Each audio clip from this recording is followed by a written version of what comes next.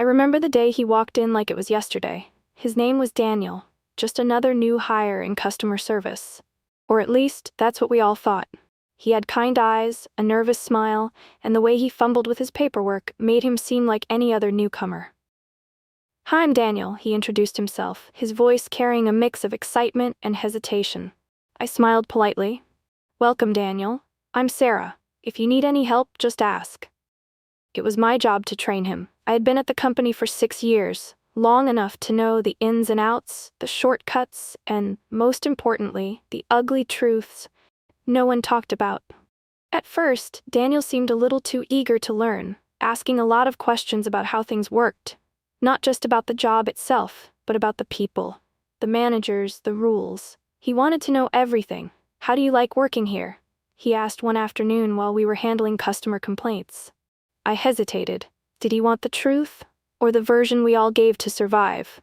"It's fine," I said, forcing a small smile. "Work is work, you know?" He nodded, but I could tell he wasn't convinced. What I didn't know then was that Daniel wasn't just another employee. He was the CEO, Undercover, and he was about to uncover more than he ever expected. The days passed, and Daniel settled into his role, but something about him felt different. He wasn't like the other new hires who usually kept their heads down, afraid of making mistakes. He paid attention, not just to the work, but to the people. One afternoon, as I showed him how to process refund requests, he leaned in and whispered, "Sarah, can I ask you something?" I glanced around. Our manager, Todd, was standing near the break room, laughing loudly with his usual group, people who never seemed to work, but never got in trouble either. "Sure," I said, lowering my voice. "Something feels off here," Daniel said carefully. "I hear people whispering, looking over their shoulders, and I've noticed some workers doing everything while others do nothing. Why is that?" I let out a slow breath. "Because that's how it is here." He frowned. "What do you mean?" I hesitated, then decided to give him just a glimpse of the truth. "People like Todd, he plays favorites. If you're on his good side, you get away with anything. If you're not, you do everyone's work and get blamed for everything that goes wrong." Daniel's jaw tightened. "That's not fair." I laughed, but there was no humor in it. "Fair? This place runs on lies and fear. People are too scared to speak up because if they do, they're either fired or their lives are made miserable." Daniel didn't say anything, but I saw something change in his eyes, something sharp, something determined. I didn't know it then, but that was the moment everything started to unravel. A week passed, and Daniel kept asking questions. Not just to me, but to others. I could tell he was trying to understand the full picture, but the more he asked, the more people started to notice. One afternoon, as we grabbed coffee in the break room, Lisa, one of the senior employees, pulled me aside. "Who is that guy, Sarah?" she whispered, eyes darting toward Daniel. "He's way too interested in things that aren't his business." I sighed. "He's just new. Maybe he's trying to understand how things work." Lisa shook her head. "Then he better stop asking questions before Todd notices. You know how that goes." I knew exactly how that went. I had seen it before. Someone speaking up, questioning the wrong things, only to suddenly find themselves out of a job or written up for things they never did. I should have warned Daniel right then. I should have told him to stop. But before I could say anything, Todd walked into the break room, his eyes locking onto Daniel like a predator spotting its prey. "Hey, new guy," Todd called out, his voice dripping with fake friendliness. "Heard you've been real curious about how things run around here." Daniel turned, smiling politely, "Just trying to learn." Todd chuckled, stepping closer. "That's good. But here's a little advice. You're here to work, not to dig around. Got it?" The room went silent. We all knew what that meant. It was a warning, a final one. Daniel held Todd's gaze for a moment, then nodded. "Got it." Todd smirked and patted Daniel's shoulder before walking away. The second he was gone, Lisa exhaled. "I hope he listens," she muttered, "because Todd doesn't give second warnings." I looked at Daniel, expecting him to be shaken. Instead, I saw something in his eyes that sent a shiver down my spine. He wasn't scared, he was furious. And I had a feeling Todd had just made a mistake he'd regret. After Todd's warning, I thought that would be the end of it. That Daniel would do what the rest of us had learned to do. Keep his head down, do his job, and pretend not to see the cracks in the system. That's what I had done. That's what everyone here had done to survive. But Daniel, he didn't back off. If anything, he pushed harder. He started paying closer attention, not just to the work, but to the way things operated. To the little things we had trained ourselves to ignore, the missing hours on pay stubs that were always brushed off as mistakes. The way Todd's favorites came in late, took long lunches, and left early without consequence, while the rest of us stayed behind, struggling to finish their work on top of our own. And the firings. That was the part that haunted me the most. I had seen good people, people who had worked here for years, suddenly vanish. No notice, no explanation. One day they'd be sitting at their desk, exhausted but pushing through, and the next, their chair would be empty. Their name wiped from the system as if they had never existed. And the worst part? No one dared to ask what happened. Because we already knew. It was the price you paid for speaking up. So when I saw Daniel sitting at his desk late one evening, long after most people had left, his face tight with frustration, I felt a familiar sense of dread creep up my spine. I hesitated before walking over. Something wrong? He didn't answer right away. Instead, he exhaled sharply, rubbed his temple, and then turned his monitor toward me. "Look at this," he said, his voice low, controlled, but there was an edge to it, a quiet fury simmering beneath the surface. I leaned in, my eyes scanning the payroll report on his screen. At first, I wasn't sure what I was looking at, just numbers, rows and rows of deductions and payments. Then, my stomach tightened. Some employees had higher deductions than others, a lot higher, and not just once. This wasn't a one-time, it was a pattern. A deliberate one. I swallowed hard, my throat dry. "Because Todd makes sure his favorites get paid more," I said, my voice barely above a whisper. "By stealing from the rest of us." Daniel didn't move for a moment. Then his fists clenched, his knuckles turning white. "And no one's done anything about it?" he asked, his voice dangerously quiet. I let out a bitter, humorless laugh. "People have tried," I said, shaking my head. "They end up fired." The room felt unbearably silent after that. The only sounds were the hum of the computers, the distant buzz of a flickering light overhead. Then Daniel spoke again, his voice different this time. Steady, firm. "Not this time." There was no hesitation in his tone, no doubt, just certainty. A certainty that sent a chill through me. I should have been afraid. I should have told him to stop before he got himself fired, before he got all of us in trouble. But for the first time in years, I felt something else. Hope.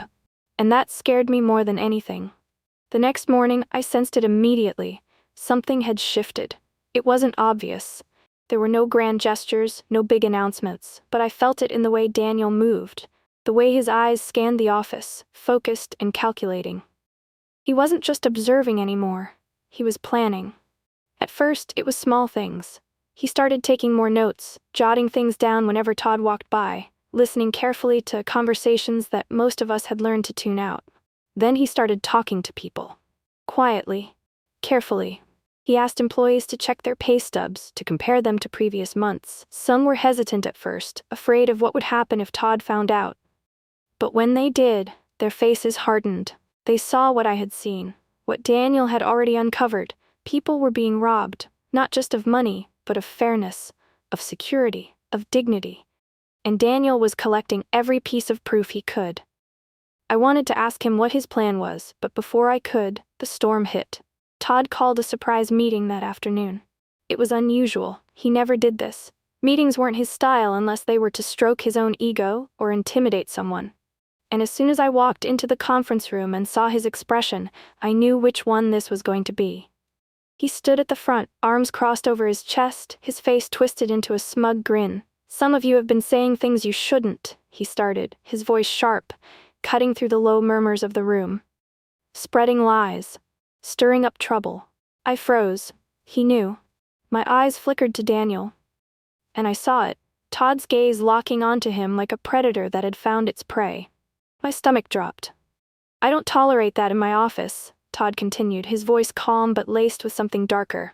"So let's make something clear. If you don't like the way things run around here, you're free to leave." Silence. No one moved. No one dared. Everyone knew what this was. It wasn't a suggestion, it was a threat. For a split second, I thought Daniel might back down. That he'd drop his gaze, stay silent, do what every single one of us had been forced to do for years. But instead, he did something that made my breath catch. He stood up. "You're right, Todd," he said, his voice calm, even. "If someone doesn't like how things run, they should do something about it." Todd smirked. "Exactly." Daniel nodded slowly. "Which is why I did." Then, in one smooth motion, he reached into his pocket and pulled out his employee badge.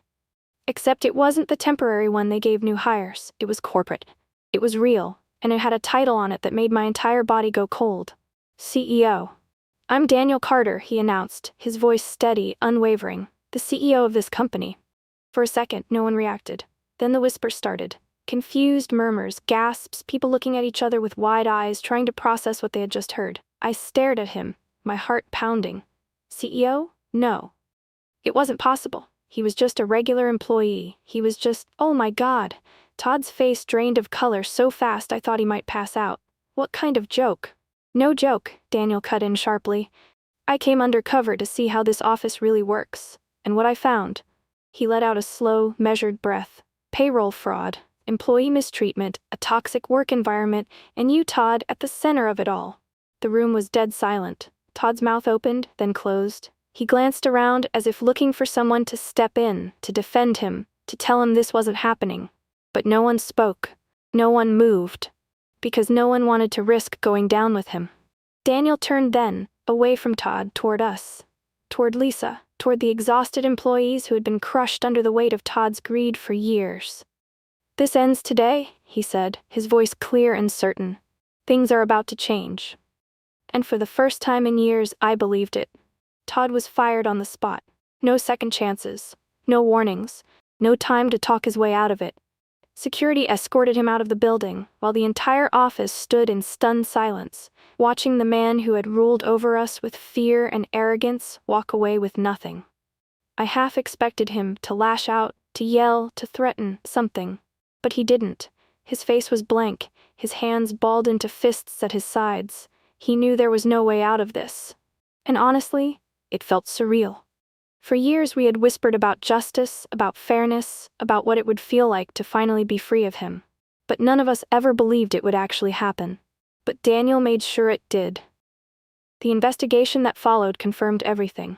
Every stolen paycheck, every falsified document, every underhanded trick Todd had used to line his pockets while we struggled. And when the truth came out, so did the changes. No more missing wages. No more fear of being fired for speaking up. No more favoritism. For the first time in years, the office didn't feel like a battlefield. It felt safe. And for the first time in my career, I felt seen. I had spent years doing the real work, carrying the weight of a company that never once acknowledged it. But that changed the day Daniel called me into his office and told me I was being promoted to manager. Not because I had played the game, not because I had charmed the right people, but because I had earned it. The day Daniel left, he stopped by my desk, his expression lighter than I had ever seen it. "You should have been running this place a long time ago," he said, his voice filled with something that almost sounded like pride. I smiled, shaking my head. "Guess it just took the right person to notice." He nodded, studying me for a moment before saying, "Keep speaking up, Sarah. People like you are the reason workplaces change." I swallowed the lump in my throat, feeling the weight of his words settle in my chest. And then, just like that, he was gone. But the impact he left, that stayed forever. What a journey. Justice was served, and the workplace finally changed for the better. If you enjoyed this story and love seeing karma in action, don't forget to like this video, comment your thoughts, and let us know if you've ever seen a workplace transformation like this. What would you have done in Sarah's shoes? Let's discuss in the comments. And of course, subscribe to our channel for more powerful stories that will keep you hooked. Don't forget to share this with your friends. It might just inspire someone to stand up for what's right. Hit that notification bell so you never miss a new story. See you in the next one.